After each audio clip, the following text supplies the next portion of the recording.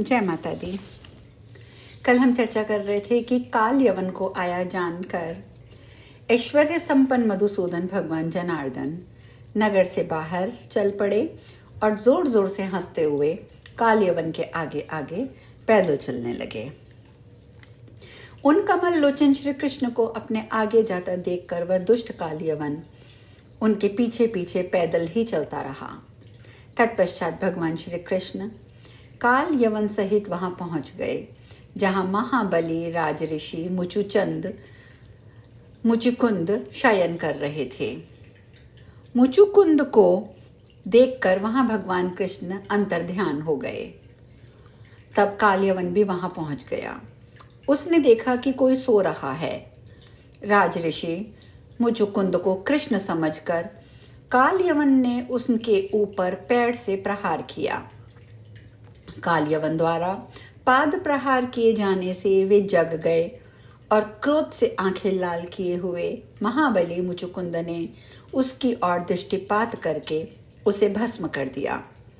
उसे जलाने के बाद मुचुकुंद ने अपने समक्ष कमल नयन भगवान श्री कृष्ण को उपस्थित देखा। तदंतर देवादिदेव वसुदेव को प्रणाम करके वे वन की ओर प्रस्थान कर गए। भगवान श्री कृष्ण भी बलराम को साथ लेकर द्वारकापुरी चले गए। इस प्रकार उग्रसेन को पुनः राजा बनाकर वे इच्छा पूर्वक विहार करने लगे। इसके बाद शिशुपाल के साथ रुक्मणी के सुनिश्चित किए गए विवाह हेतु आयोजित स्वयंवर से भगवान श्री कृष्ण ने रुक्मणी का हरण कर लिया और उसके साथ राक्षस विधि से विवाह कर लिया। तत्पश्चात जामवती, सत्यभामा, मित्रविंदा, कालिंदी, लक्ष्मणा, भद्रा और नग्नजिति इन दिव्य सुंदरियों को बारी बारी से ले आकर कृष्ण ने उनके साथ भी पाणी ग्रहण किया। हे भूपाल, श्री कृष्ण की ये परम सुंदर 8 पत्नियां थी। इनमें रुक्मणी ने देखने में परम सुंदर पुत्र प्रद्युम्न को जन्म दिया। मधुसूदन भगवान श्री कृष्ण ने उस बालक के जात कर्म आदि संस्कार किए। महाबली शंबरासुर ने प्रसव गृह से उस बालक का हरण कर लिया और उसे अपनी नगरी में ले जाकर मायावती को सौंप दिया। उधर अपने पुत्र का हरण देखकर शोक संतप्त वसुदेव श्री कृष्ण ने भक्ति भाव युक्त हृदय से उन भगवती योग माया की शरण ली, जिन्होंने वृतासुर आदि दैत्यों का लीला मात्र से वध कर दिया था। तदंतर भगवान श्री कृष्ण अत्यंत सार गर्भित अक्षरों तथा वाक्यों से युक्त मंगलमय स्तवनों के द्वारा योग माया का पुण्य स्मरण करने लगे। श्री कृष्ण बोले, हे माता, पूर्व काल में मैंने धर्मपुत्र नारायण के रूप में बद्रिकाश्रम में घोर तपस्या करके तथा पुष्प आदि से आपकी विधिवत पूजा करके आपको प्रसन्न किया था। हे जननी, क्या अपने प्रति मेरे उस भक्ति भाव को आपने विस्मृत कर दिया है? किस कुत्सित हृदय वाले दुराचारी ने प्रसूति गृह से मेरे पुत्र का हरण कर लिया है? अथवा किसी ने मेरा अभिमान दूर करने के लिए कौतूहलवश यह प्रपंच रचा है? हे अम्ब, चाहे जो हो, किंतु आज अपने भक्तजन की लाज रखना आपका परमोचित कर्तव्य है। चारों ओर दुस्तर खाइयों से सुरक्षित मेरी नगरी है। उसमें भी मेरा भवन मध्य भाग में स्थित है और उस भवन के अंतःपुर में प्रसूति गृह स्थित है, जिसके दरवाजे बंद रहते हैं। फिर भी मेरे पुत्र का हरण हो गया। ये तो मेरे दोष का ही कारण है।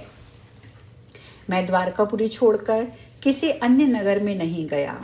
यादवगण भी वहां से कहीं नहीं गए। महान वीरों के द्वारा नगरी की पूर्ण सुरक्षा की गई थी। हे माता, इसमें तो मुझे आपकी ही माया का प्रत्यक्ष प्रभाव परिलक्षित हो रहा है, जिसकी प्रेरणा से किसी मायावी ने मेरे पुत्र का हरण कर लिया है। हे माता, जब मैं आपके अत्यंत गुप्त चरित्र को नहीं जान पाया, तो फिर मंद बुद्धि और अल्पज्ञ ऐसा प्राणी कौन होगा जो आपके चरित्र को जान सकता है? मेरे पुत्र का हरण करने वाला कहाँ चला गया, जिसे मेरे सैनिक देखकर नहीं देख पाए? हे अंबिके, ये आपकी ही रची हुई माया का प्रभाव है। आपके लिए ये कोई विचित्र बात नहीं है, क्योंकि मेरे प्रकट होने के पूर्व आपने अपनी माया के प्रभाव से माता देवकी के 5 महीने के गर्भ को खींचकर माता रोहिणी के गर्भ में स्थापित कर दिया था। वसुदेव जी कारागार में निरुद्ध थे।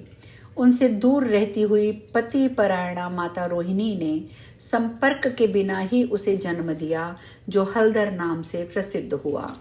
हे अम्ब, आप सत्व रज तम इन तीनों गुणों के द्वारा जगत का सृजन करती हैं, पालन और संहार भी आप ही करती हैं।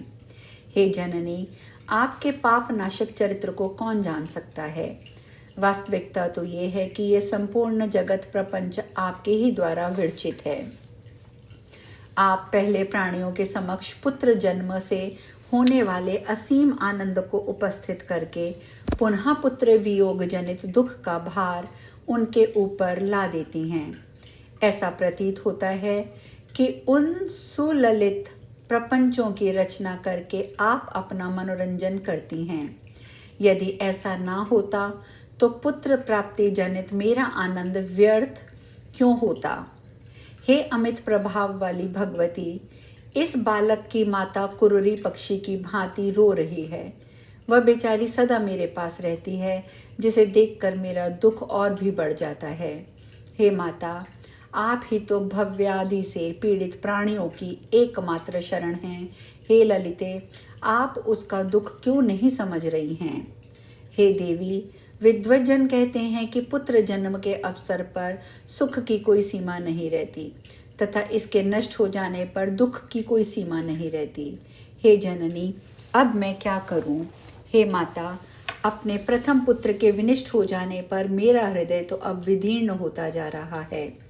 मैं आपको प्रसन्न करने वाला अम्बा यज्ञ करूंगा, नवरात्र व्रत करूंगा और विधि विधान से आपका पूजन करूंगा, क्योंकि आप संपूर्ण दुखों का नाश करने वाली हैं।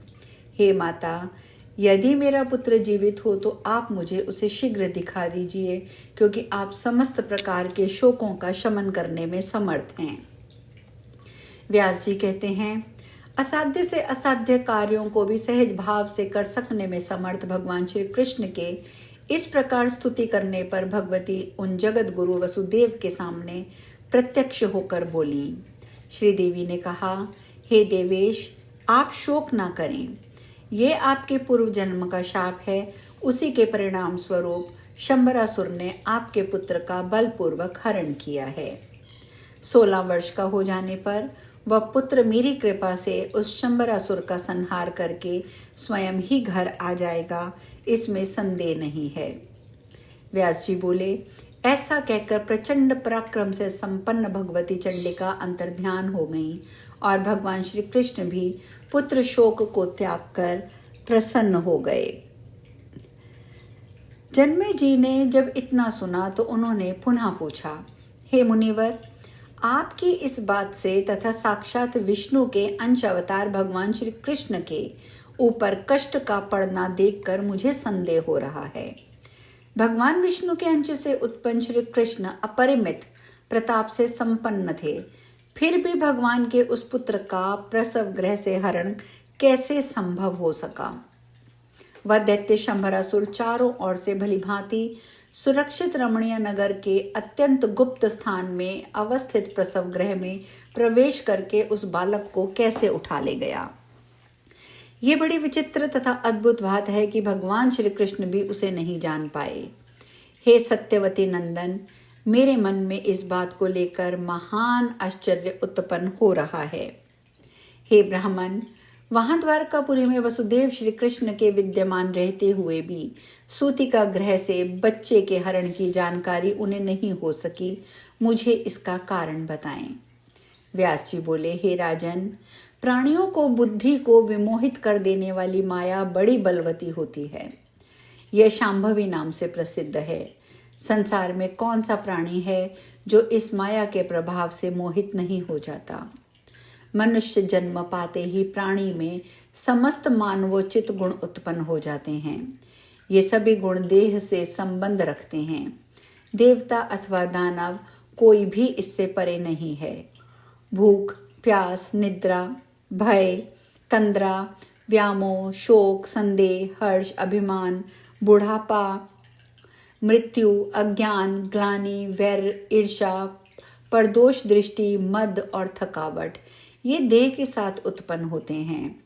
हे राजन, ये भाव सभी पर अपना प्रभाव डालते हैं। आज हम यहीं पे कथा में विश्राम लेंगे। शेष चर्चा कल। जय माता दी।